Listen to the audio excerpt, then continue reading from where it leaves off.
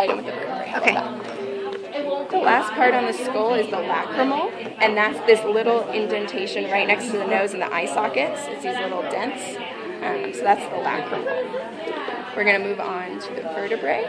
So on a vertebra, there is the vertebral body, which is the main chunk of bone. The vertebral foramen is the whole. And then the spinous process is the one that sticks out and creates your spine. So if all these were sitting on top of each other, the parts that would be sticking out would be what are sticking out of your back. And this is what supports you.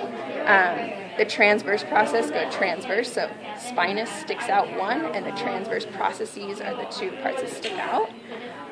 Only on cervical vertebrae there are the what are these called?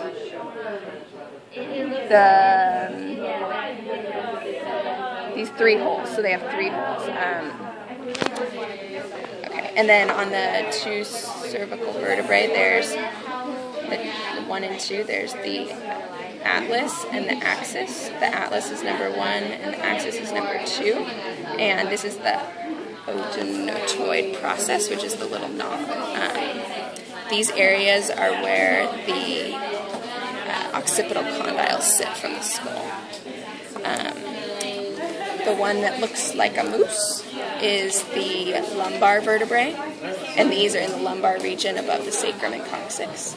The ones that look like a giraffe are the thoracic vertebrae, and they have costal facets, which are little kind of dents around the vertebral body where the vertebrae all sit together. So you can kind of see this like lighter region would be a costal facet.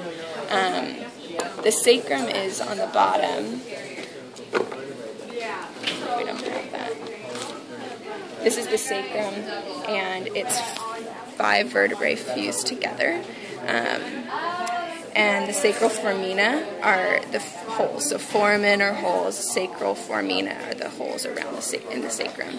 And then there's the coccyx, which is your little tailbone at the bottom of the sacrum.